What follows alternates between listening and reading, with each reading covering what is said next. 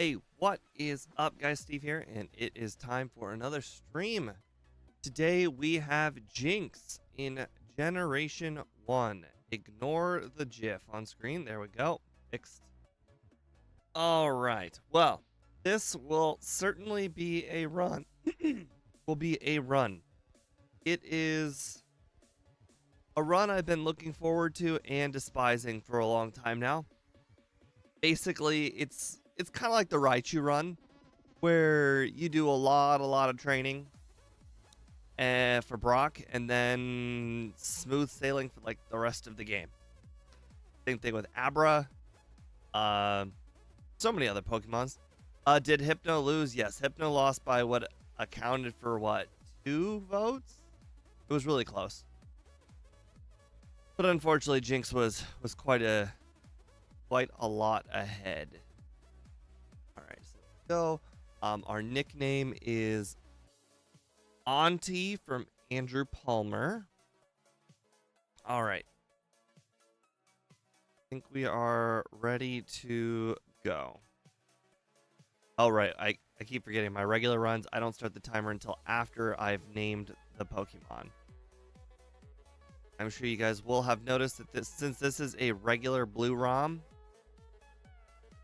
I was able to use my Generation 2 patch to make Gen 1 look like Gen 2.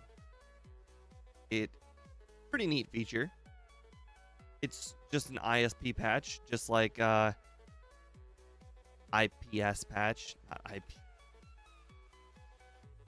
Just like any of the ROM patches you can get on the channel for the backports.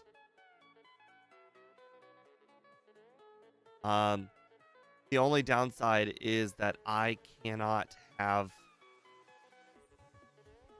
my starting name in it. Believe it or not, naming myself at the very beginning of the run screws everything up. Like, I kid you not, the pause screen with the Pokedex and the Pokemon on it, that screen is royally messed up when you do it. Like so messed up. Every single item is like halfway into the next line. So clearly the guy who made the IPS patch did not have a lot of room to work with, and made a lot of concessions, and even using one extra letter, because I mean I would remove blue and add in Steve, so one extra letter messes everything up.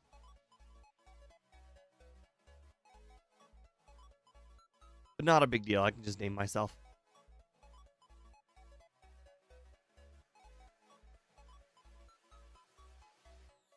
Didn't really see it necessary to grab the the potions.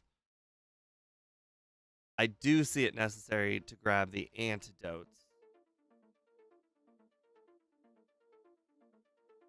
I do predict, until I can start one-shotting everything, the antidotes will probably keep me from being poisoned from any wild Weedles.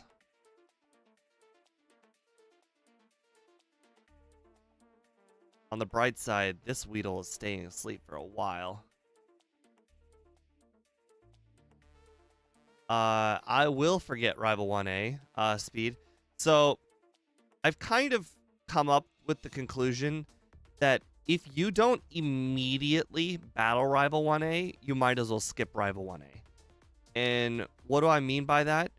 So immediately battling Rival 1A, what that does is you're beating him quickly, where the 200 XP does in fact matter.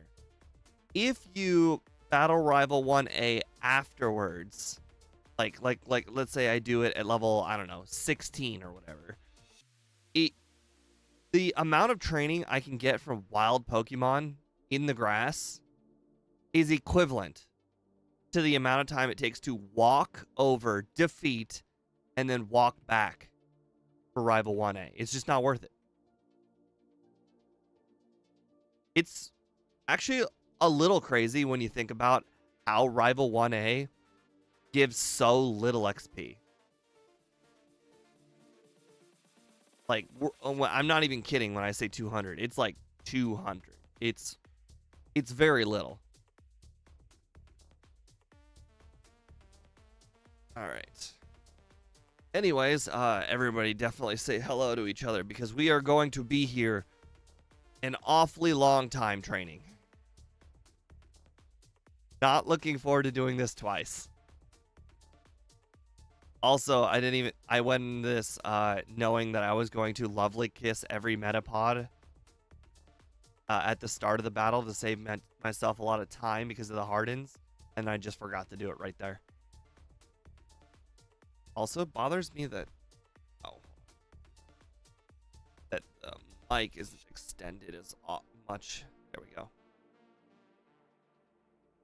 Blocking a lot more of like my cheek, I guess. Anyways, I was surprised to only see one comment for the nicknames. I thought we were finally starting to get a little bit of ground on the people putting in nicknames. Well, Annie, I asked Speed if Mamoswine was any good after the stream, and he gave me a resounding no. So I didn't watch the stream either, but I'm going to go ahead and say that it probably wasn't very good.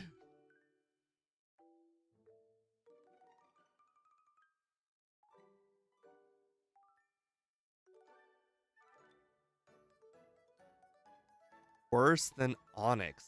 Jeez, that's...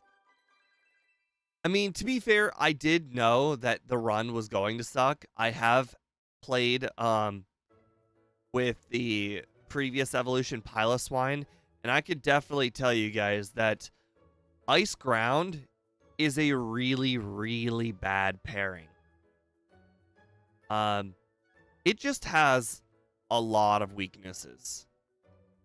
It's certainly not a pairing I would love to do again. That's for sure.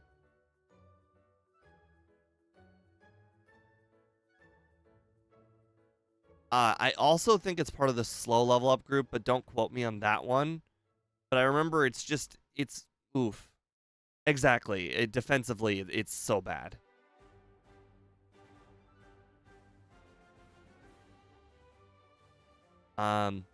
I'm not sure all of the moves that are available to you in Gen 4, but I do know that the AI in Gen 4 is so much better than it is in Gen 1 through 3. So with the smarter opponents on top of all of that, I can imagine it was just horrible.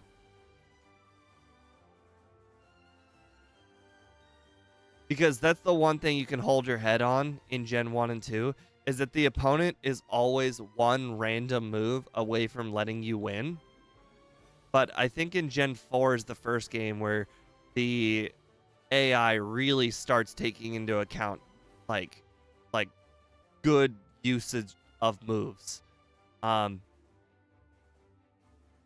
again, I'm basing this off of the Gen 4 remake and not actual Gen 4. I didn't actually physically play Gen 4. But I remember the first... Actually, I know I've already mentioned this on the channel before, but what got me into solo running, like, I kid you not, this is the single video that started me on the whole solo running journey. I watched J Rose's like, my brother recommended I watch a video on J Rose's channel, soloing Pokemon. I did a Brilliant Diamond Shining Pearl with only a Bidoof. I watched that video, and then I watched some more videos on his channel, and I'm like, this is something I really like doing. And then I started watching some other channels. It was very cool. I really like the idea. I'm like, this is exactly what I do when I play Pokemon. Although when I do it, I usually do it with like a Charizard or a Blaziken. You know, I do it with one of the starters, which are obviously very, very good, and Bidoof is very, very not good. But I remember specifically watching J Rose's video, and then he got to that water gym leader, and he literally could not beat the water gym leader. I remember he needed the power of friendship to beat it. And then I remember the rival battle before the end of the game, who has 3 Pokemon with close combat. And he also needed, I believe, the power of friendship to win that one. And it was really funny. I'm like, that's exactly how I felt when the power of friendship came up. I felt like I was cheating. Oh, fun stuff.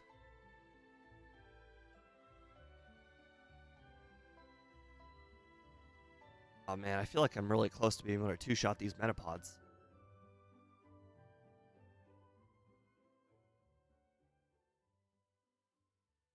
Axew, I think what's gonna end up happening is I'm just gonna straight up lick Geodude. And then for Onyx, I'm gonna use Lovely Kiss until it actually falls asleep. And then I'm just gonna lick it to death. And then when I run out of licks, then I'm gonna use Pounds. And the goal is for it to just be asleep the entire time. It doesn't matter if Bide is on or not. Gen 1 sleep is so powerful that after it falls asleep 6 times for its 6 full heals, that I should hopefully have 2 sleeps remain that will win me the game. But again, that is not an ideal strategy, but it is the strategy. Yes, this is... So we are actually going to be playing against Brock how people would imagine, and remember, this is imagine, Lickitung would play. We're going to be playing the Lickitung Jynx, where all it does is lick.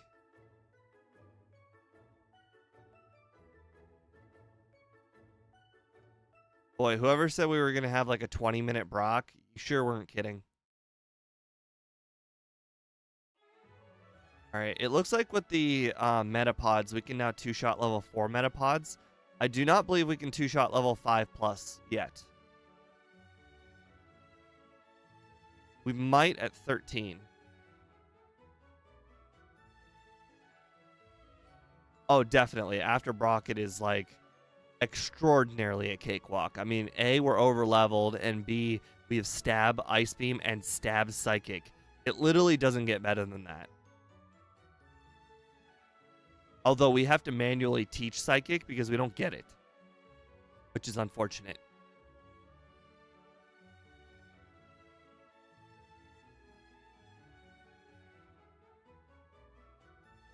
We're obviously going to get Psychic before Koga. So essentially, the moment we leave the Pokemon Tower is when we're going to teach Psychic. Or go pick up Psychic. I guess we could pick up Psychic whenever we want. We technically don't have to enter Sylph at all. Now the question is, will the Psychic help for Rival 4? I'm trying to think. So the worst... So we have... we've got Bubble Beam, so I couldn't pick Charizard. We've got, I mean, Charizard is also neutral to ice moves, so we couldn't pick Charizard. Obviously, Blizzard's super effective on Venusaur, so I went with Blastoise as the starter. And also, Fire Blast and Arcanine is still quite scary as well, although I know he likes to favor Takedown, but hopefully, due to the good AI, it won't use Takedown.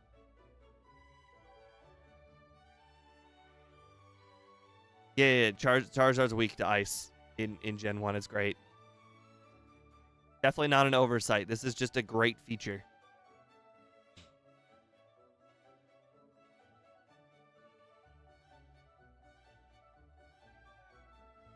Yeah, I mean, Ice Beam will also probably one-shot the Ghost, especially considering we're going to be like level, like, quite frankly, level 26 by then.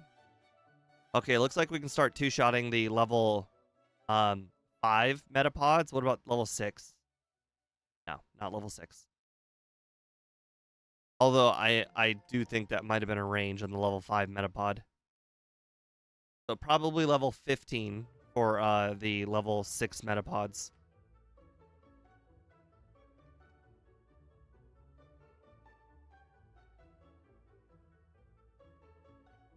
Oh, we're so far away. On the bright side, we can get a real jolt of experience when we do the all the trainers, which well, the 2 trainers over here and then the Light Years Junior trainer. I think I'm going to do those when I hit the damage rounding threshold of 15. There we go. Nice.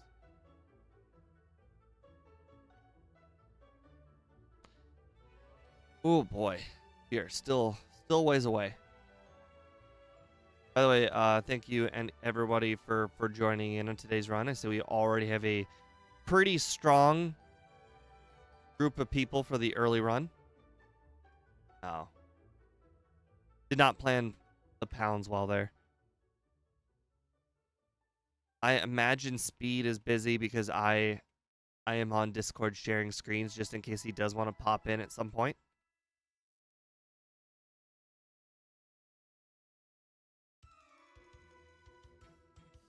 Although he did say he was going to lurk, so I imagine he is busy.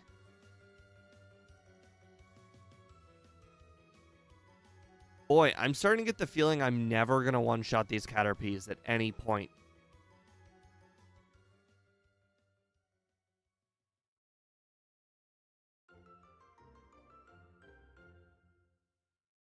Which is kind of ironic, which means that the Caterpies are always going to have the ability to hit us with tackle. Oh, you're still at work? Got it.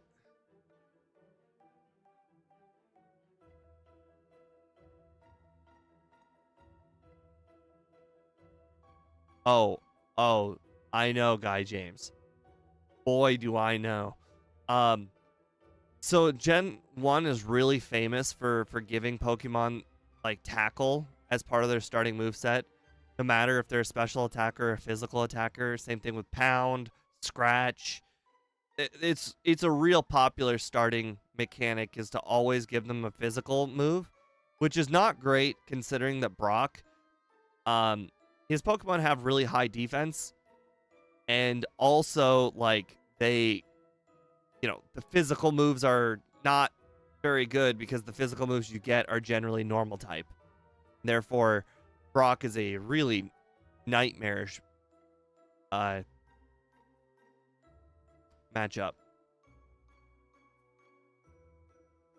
As much as I'd love to heal this paralysis, it's still probably just best that I just fight through the paralysis.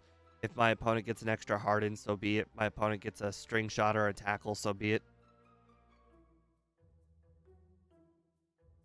Right. Pound does hit for 5 more damage than tackle, but the important thing to me is surprisingly that it's got 100 accuracy versus tackle's 95% accuracy.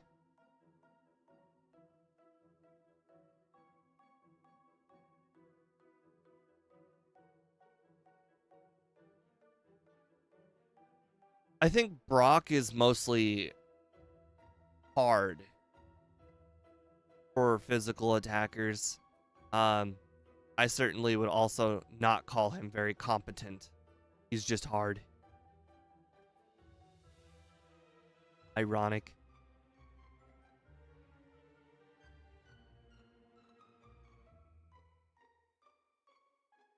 All right, so after we heal, we will...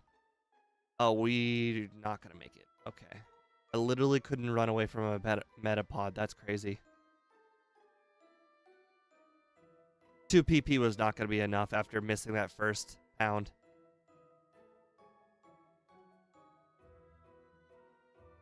I'm purposely walking in the spaces that have encounters. Oh, nice crit.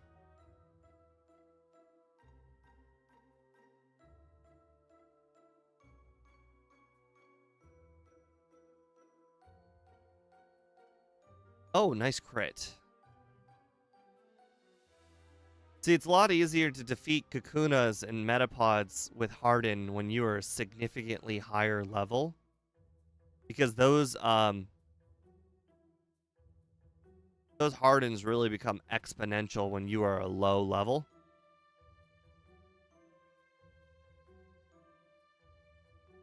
Interesting.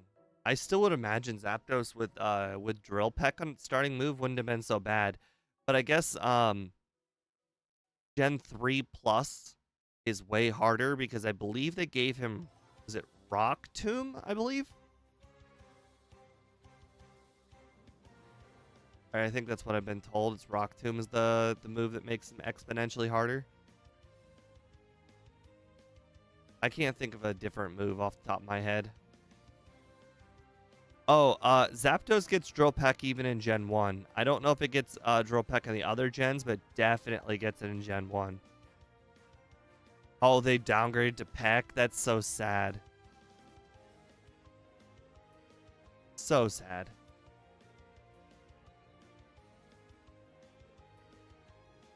Did they increase or decrease his level? Or stay the same? From 12 and 12. I know the yellow version improves his... Well, I don't know if I would say improve, but they changed his moveset and he's level 10. A lot easier to plan around the Geodude when it doesn't defense curl all the time.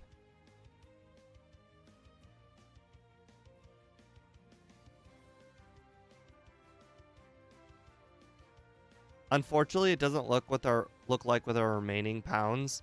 We're gonna be able to level up, defeat the Light Years Junior Trainer, and then also just go ahead and battle Brock from there. I believe it's either 409 or 419. I still can't remember exactly the XP we need. I always plan around the 409 just in case.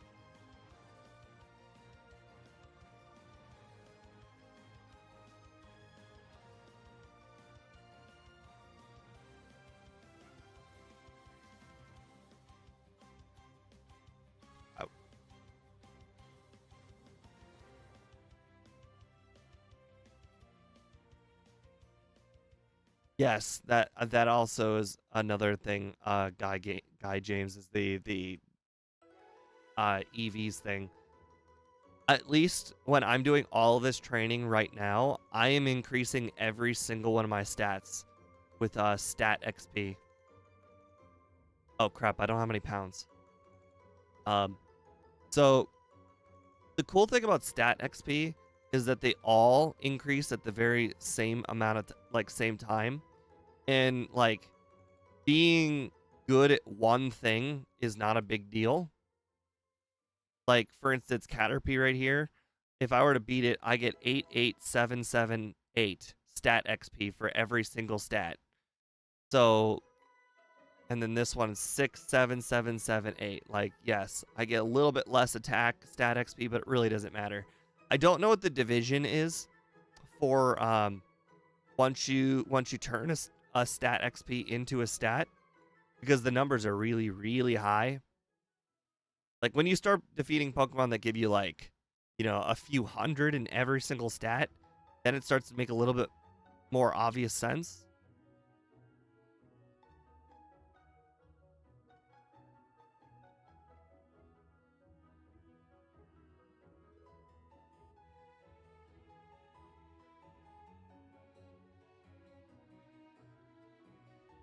But yeah, so this is really good for building the base of my Pokemon stats. Even if I have basically no defense on my Pokemon, I am just building loads of stat XP, and that stat XP would make me tank a lot more defensive hits than most people would expect. We're gonna have like a mid-run Pokemon, and we're gonna be at the beginning of the run still.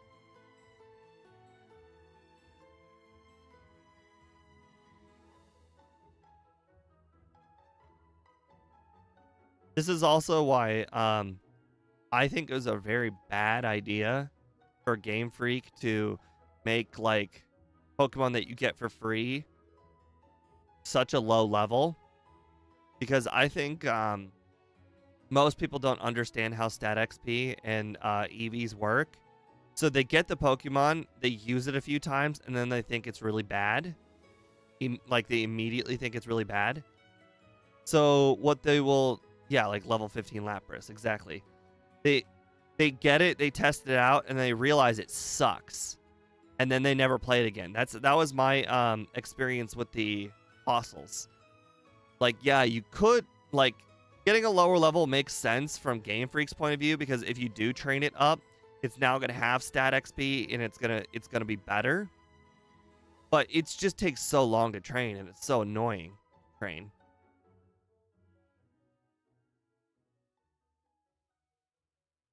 Okay, guys, 23 minutes of training. On the bright side, we are going to bolt through the game the moment we win this battle.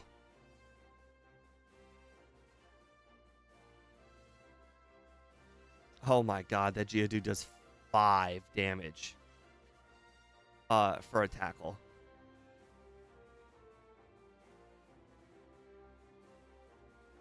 Sweet. 1, 2, 3, 4, 5, 6.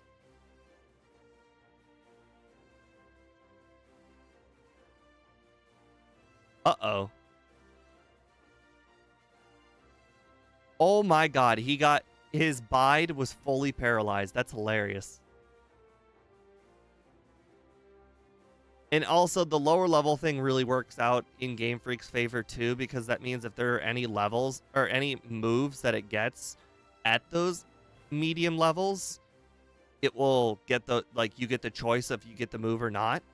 Whereas if you play the way the game is currently constructed, I mean, if you play with a higher level, you just get whatever moves are available to you, and that generally is not great. But it's a hard decision to make, but I personally would have considered making them like level 30. How should I say it? I think the decision is a lot easier in Gen 2 because of the way egg moves work, or not egg moves, but in general the way mating works. Just like you can give a high level Pokemon to a trainer in Gen 2 because they can just mate with another Pokemon. You get a level 5 version. So like, for instance, like Dratini, all right? You know how they give you Dratini at like crap. Hold on. Sorry. I know they give you Dratini at a relatively low level, and I think they should have made it like a Dragonair and like at level 40. I don't know about you guys. I don't know if you guys have ever trained a Dratini like I have. Dratini sucks. Like, Dratini is really, really, really bad.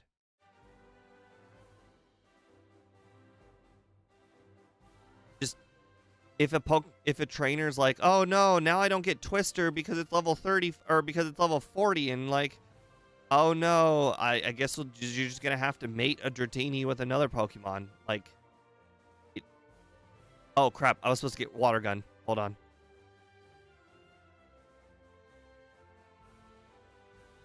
I have a special move. This is fantastic. Well, again, the game is very, very limited. Adding in features that are in different games. First of all, we don't know if they even had the idea for Move Reminder when Gen 1 existed, so I'm not going to hold that against them. But also, the fact of the matter is Gen 1 is so compact, they just couldn't. They couldn't, like, there's so little you can do with the game. So I'm not gonna hold it against them. But choosing what level they start with is something they could do. They could edit. Like, that would be no skin off their back.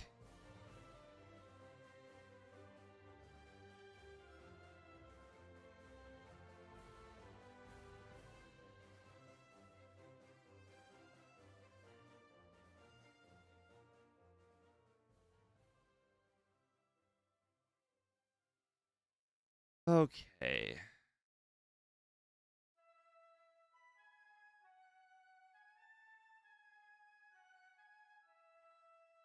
Good thing that water gun has so much PP.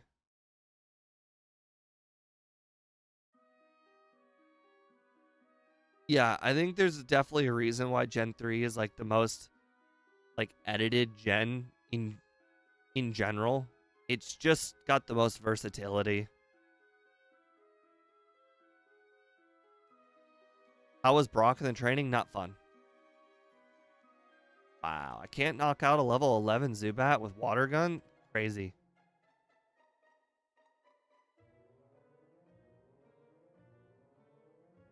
My actual biggest complaint with both Gen 1 and Gen 2 is that the best caves in the entire game, aka the best training in the entire game, both have weak Pokemon.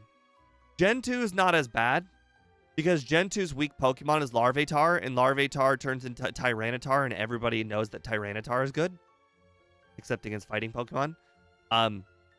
So I don't blame Gen 2 as much, but Gen 2 still had, I believe, Zubats in Victory Road Cave. So I don't want to give them a pass. Gen 1 though, it's infuriating that Gen 1 has such horrifically bad Pokemon in the best possible place to train. I understand that technically the best place to train would be the Mewtwo Cave, but this is different. Mewtwo Cave is like post game. Like for instance, if you are doing post game in Gen 2, Red is at the end. If you are doing post game in Gen 1, there's nothing. That's it. You post game train and that's it. The game is over. You get Mewtwo, the game is over. So I would definitely not put them in the same category that way. So I don't consider the Cerulean Cave an area to train. I only consider all right, hold on. I have to teach Bubble Beam real quick. There we go. Well, I imagine this is going to be one of the easiest non-backport nugget bridges you'll ever see. Sand Attack. I lied. It will not be the easiest non-backport you've ever seen. There's still chances of missing. Crap. Wrong move.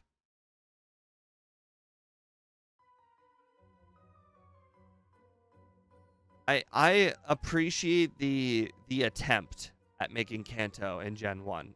Or the Silver post game. So Silver is so you guys don't deal with it on a daily basis like me and Speed do, but when you make a ROM for Red Blue, it's 1 megabyte. When you make a ROM for Gen 2, it's 2 megabytes. So they have twice as much to work with, but you also got to remember they added 35% more Pokemon.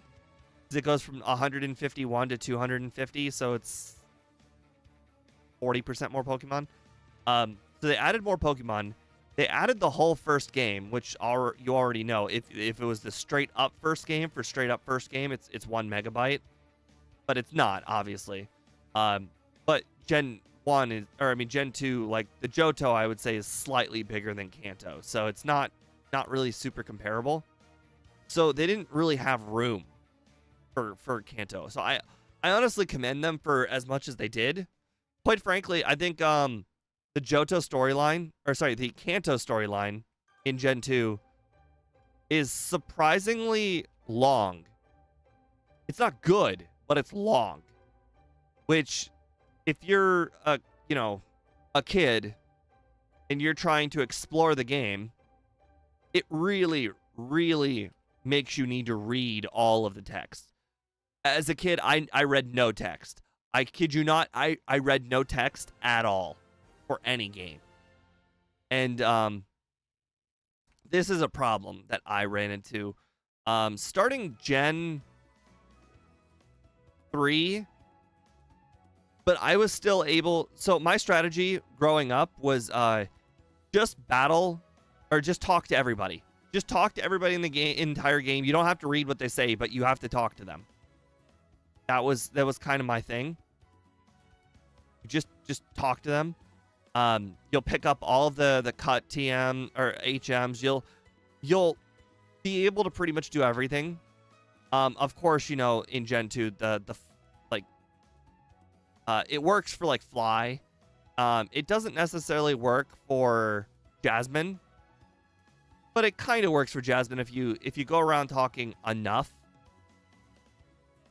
But it really sucked for me as a kid, navigating the post game, because there is a lot of talking you needed to do. Like, you couldn't, like, you kind of needed to read where to go and what to do. Like, just talking to everybody would not get you where you needed to be. You needed to pay attention, which is something I did not like doing.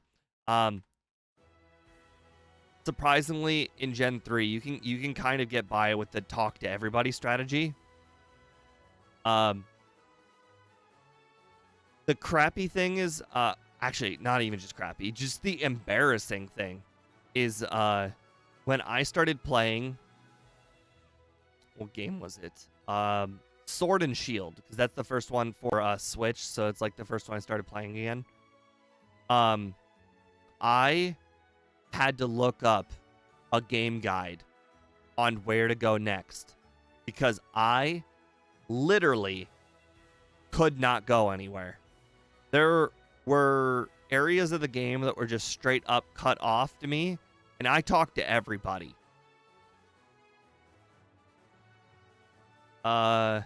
Which one was the first one on the Switch?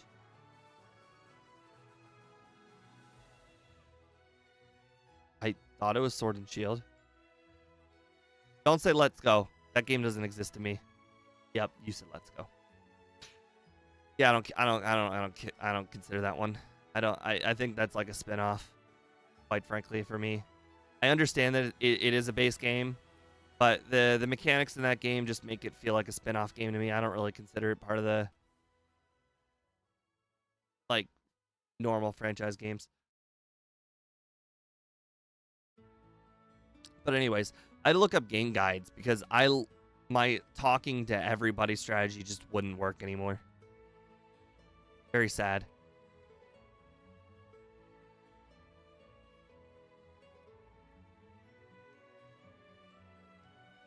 I don't know if I need candies or not.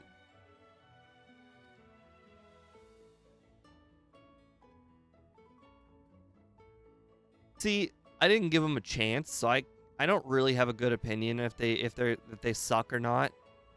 I gave them until like the time I caught like my first Pokemon, and then I was like, okay, well, I'm gonna go train now. And then I couldn't train, and I'm like, man, this game sucks. I don't want to catch Pokemon to train. This sucks. Honestly, if I were to replay Let's Go, I would probably just solo run the game, so I didn't have to deal with the crappy catching mechanic or crappy catching training mechanics. I would rather just battle all of the trainers as the only training that I would do. That feels like a viable way to play the game for me.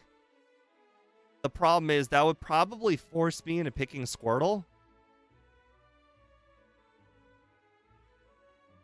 Not exactly something I want to do as a Charizard guy.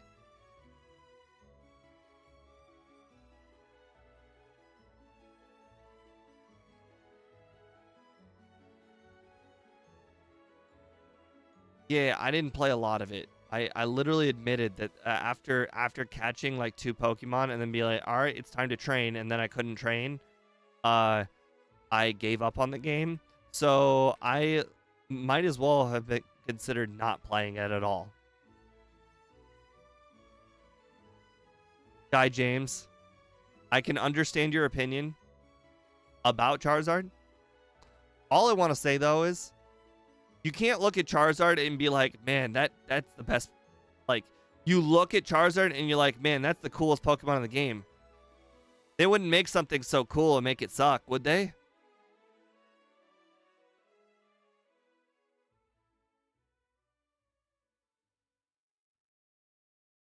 See, again, I didn't play the games very much. I really, really don't know the ins and outs of Let's Go. It sounds like you played past Brock. I don't even think I made it to Pewter.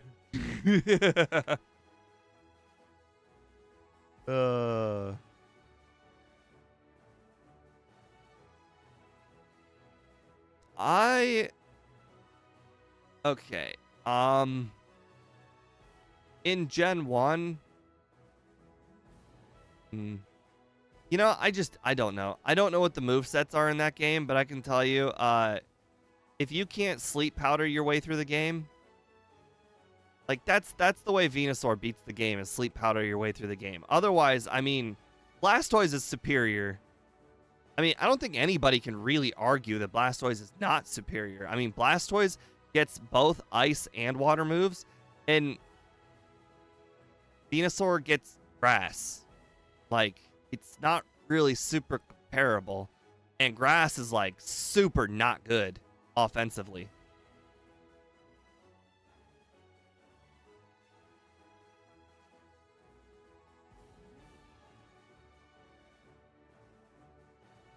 Interesting. Also, being a person who watched the anime, I can also say that the Squirtle Squad Blastoise thing was a whole heck of a lot cooler than the the Venusaur evolving all of the Bulbasaur's arc.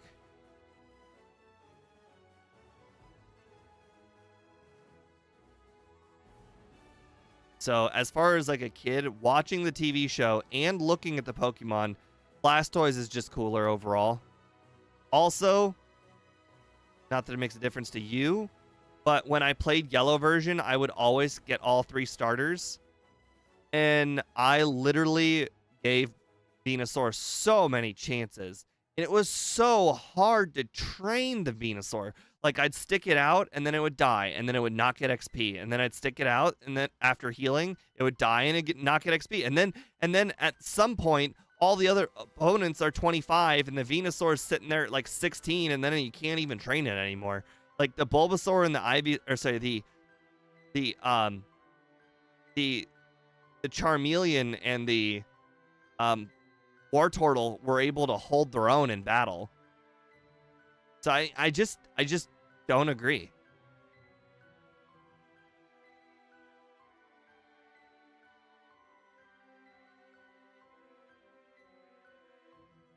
Well, yes, that would involve committing to the Venusaur the whole game, which is just not something I was willing to do. Damn it. Sell. I used the floor store. That's funny. Right. I don't think we're using Mimic this run, so I'm not going to grab Mimic. I don't think we need it.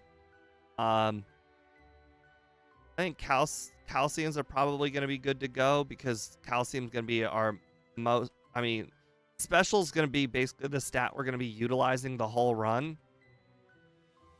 But I could definitely see myself grabbing Iron on the next run if I find that I'm just dying to physical moves the whole run. But I don't really think I'll be dying to physical moves because I don't think a lot of the opponents, like a lot of the late game trainers, really use physical moves. Like Agatha uses special moves. Bruno uses physical moves, but I mean, if you're losing to Bruno, you have other problems. You could technically get headbutted by Lorelai's Dugong, but that really isn't a big deal. Charmeleon Charizard would have had Slash, but obviously Fire Blast is just straight up better. Like, there just aren't a lot of good physical moves in the game for the opponents to pick to use. So I think just upgrading my special is just going to be better overall. We will certainly see.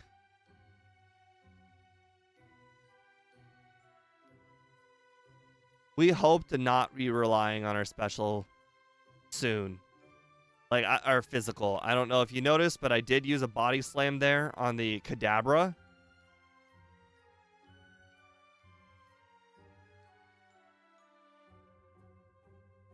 Okay.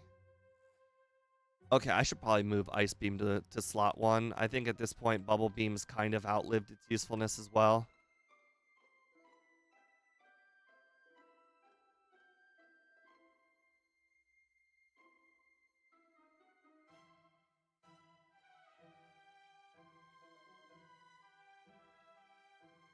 All right, what's my next move that I want?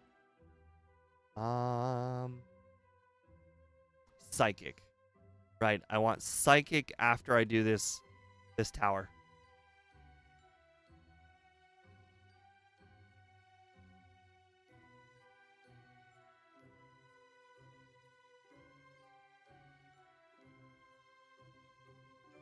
Now, I think the big question is, what do I use my PP ups on?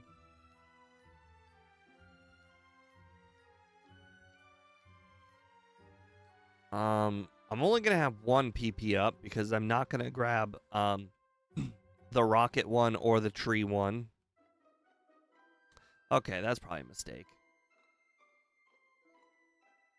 Even though Drowsy's weak physically, it's just not good to use that. I'm probably going to end up using Ice Beam more than I'm going to use Psychic. So I should probably PP up Ice Beam. But then again, now that I really think about it, I'm going to have Blizzard late in the run. Maybe I just don't PP up anything.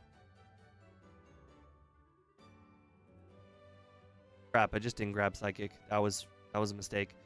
That's fine. It's fine. We actually, you know what? It's not a mistake because I will be digging back to Celadon anyways.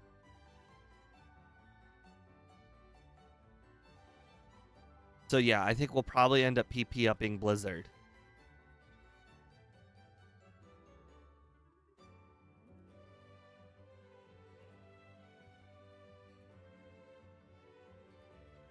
Right?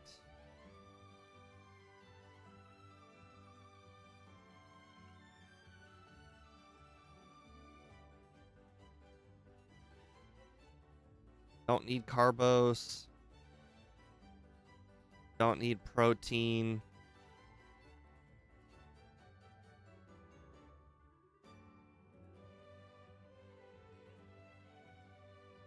Quite frankly, I don't really need anything.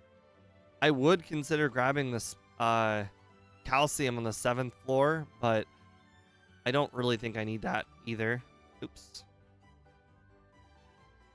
All right. Oh, interesting. That is the last place I healed. That's funny, actually. So grab Psychic. Stepping foot in the city allows me to at least...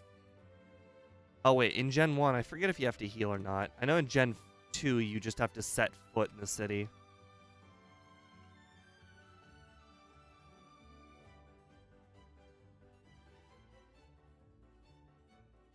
All right. Need to get our Ice Beams back. Well, Lorelai's not a piece of cake.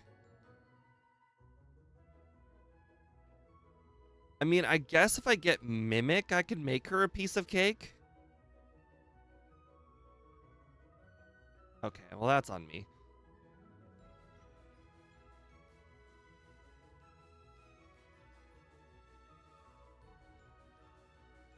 Obviously. twice as little defense doesn't matter if you have physical attacks. Nothing.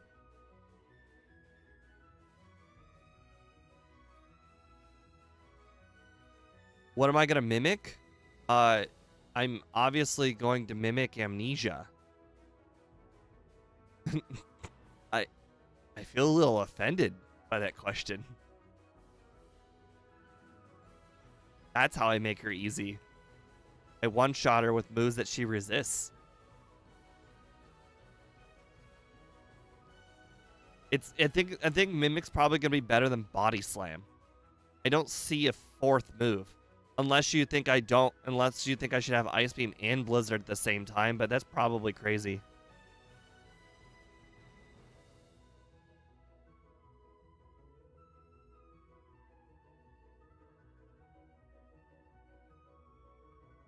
Alright. Oh good, I can fly here.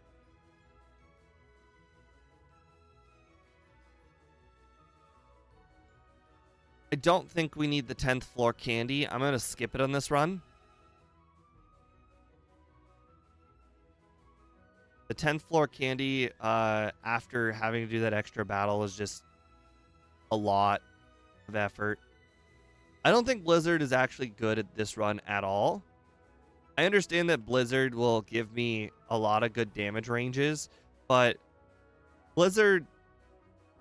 Don't let Speed hear this, but Blizzard can miss. But I'm not worried about the miss. I'm worried about losing the PP because of the miss. Because of the limited amount of PP, I worry about the miss. But not because of the actual miss itself. I don't care about the miss itself.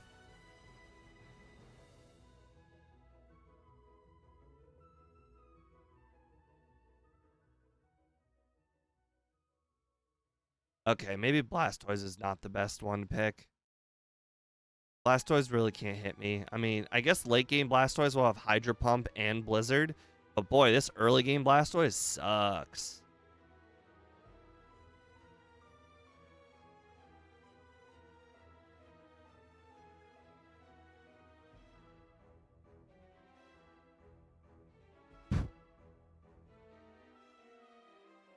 Old habits die hard, guys. I know you keep seeing me use Body Slam on these Drowsies, and I've kind of forced myself to use Body Slam on Drowsies because Drowsy's got half the defense than its special. So it's a real hard habit to break.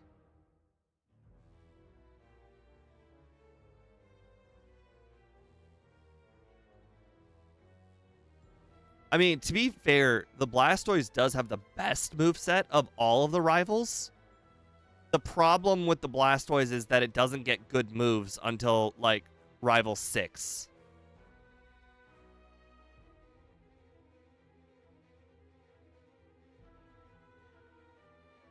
Oh no, I think Speed heard me.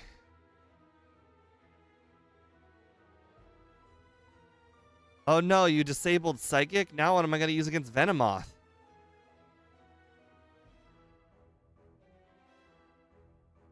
I guess I'll just freeze it.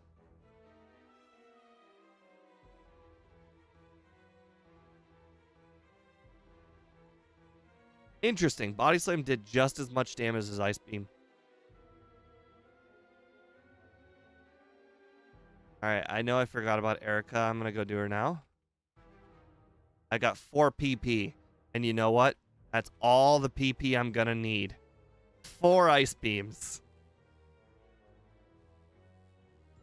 Oh, wait. Since I just said that I wasn't going to use Blizzard later on in the run, maybe I should probably go ahead and PP up Ice Beam.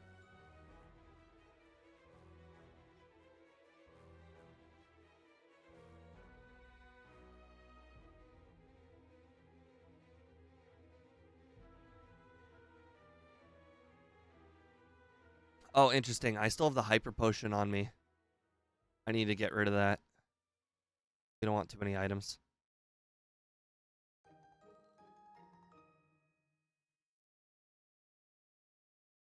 I don't know if you can see it, but there's definitely a fly on my head.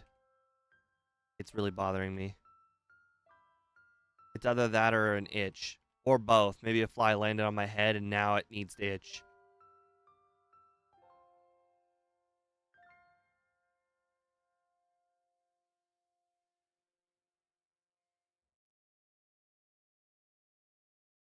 Oh, you can talk to that sign.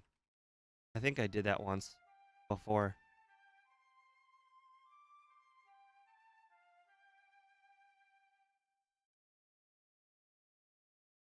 Oh, geez. I don't think we're going to hit the under 1 hour. This is... Boy, that training sesh at the beginning is real long.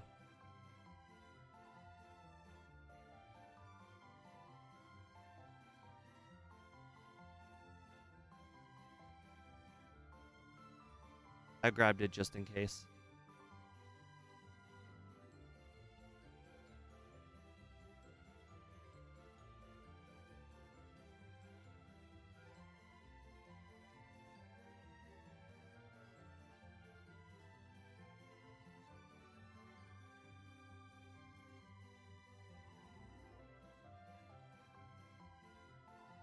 Yeah, we're not gonna make under 1 hour.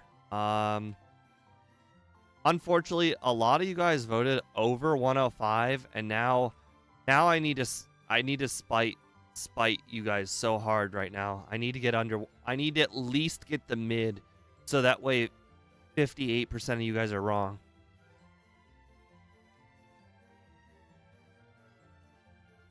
I think Blizzard would help for this battle specifically.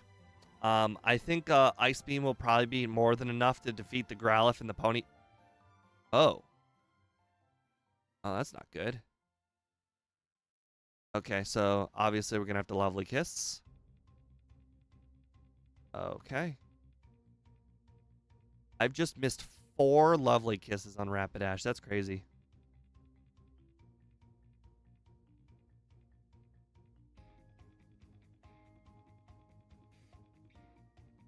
Ooh, okay.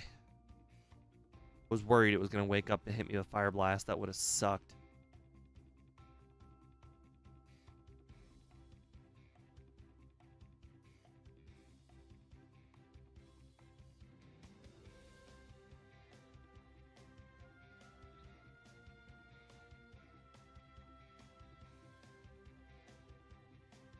Interestingly enough, I might be able to get through this entire gym without taking a single point of damage, and possibly even get through the rival without taking too much damage.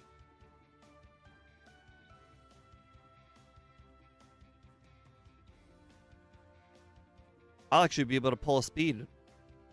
Speed goes directly to rival 6 if he doesn't take a whole lot of damage. I basically never go to rival 6 because I usually need to refresh my PP. But I think that this is a rare case where I don't think that's gonna be the case. Just gonna evenly use my PP here. Maybe slightly more towards the Psychic since Ice Beam is a little bit more powerful.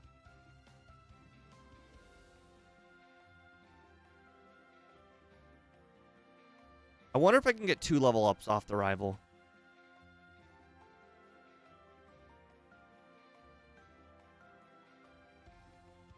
Why? That Rattata not know we have a run to win? We've got a very limited amount of time to get under 105.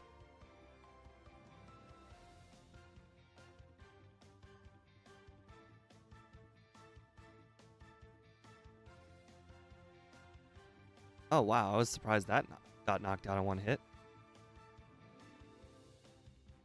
Crap. I just now realized I did not go get Mimic. Oh, right. Right. Never mind. We never bought the Pokédoll. We can't get Mimic. We're just going to have to Lovely Kiss our way through Lorelei. It's fine. It's just going to take a long time to use all the PP. I don't think it's going to be a big deal.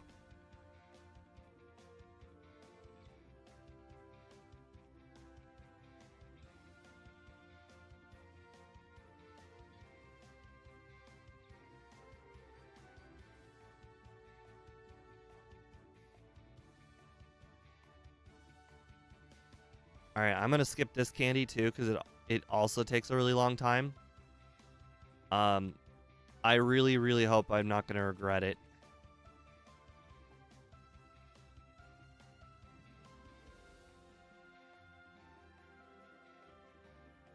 I normally expect to be a lot higher level than I am right now for the league. I do know for a fact Lorelei will be hard. For a water or ice type, Lorelei is extremely difficult for any of them. So I'm not going to take her lightly. Plus, all of our damage is going to be just meh against her. So I will use all of my candies.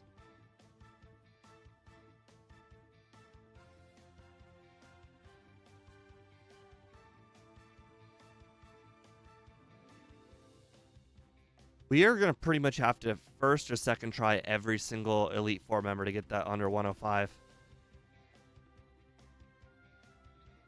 I mean, to be fair, the first try, the first four shouldn't be hard. The champion is the only one I'm really concerned about.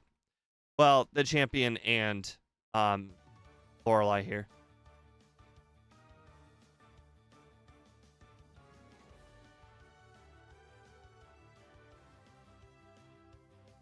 It might be 54.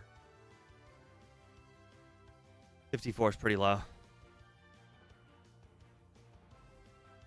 I just need to make sure. I just missed 4 lovely kisses. That's insane. We just hit word growl so many times. Okay. Screw lovely kiss.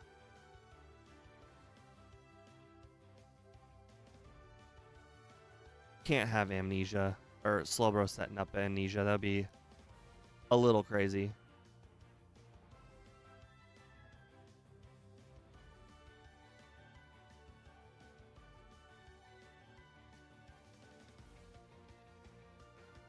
Oh, I'm dumb. Okay, we're good. We're good there. That was long, but not hard. All right, we elixired that. I don't even need to heal. We're good. Elixir is all I need. Should be Ice Beam, Psychic, Psychic, Ice Beam, Psychic.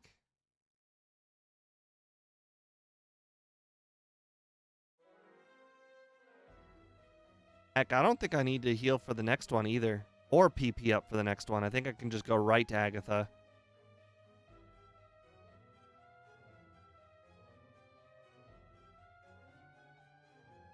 Not a one-shot. Oof. That means the last Gengar is not going to be a one-shot either.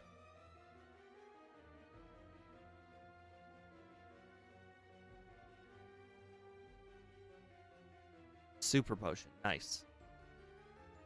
All right, Lance, I'm also not going to heal. 9 Ice Beams should be enough. All I need to do is make sure that this Gyarados is asleep, and then I knock it out with 2 Ice Beams. Oh, wow, I got a crit.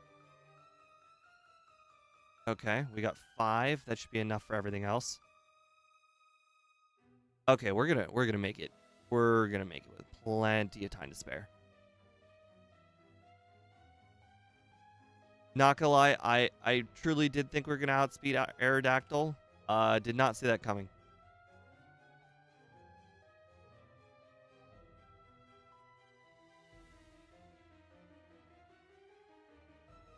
All right. 58. Do this.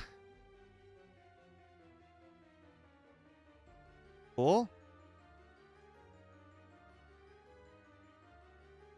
2-shot? Nope, not a 2-shot. I'm curious if Ice Beam would have done more damage.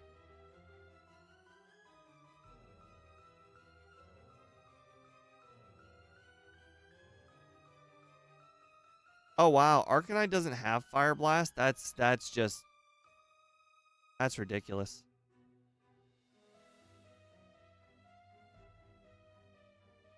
I'm not taking any chances with Blastoise. It's got Bite. Bite may not be powerful, but it can knock us out. 103.12. We did it, guys. 50% of you are wrong. That's all I needed was the power of spite to win that one.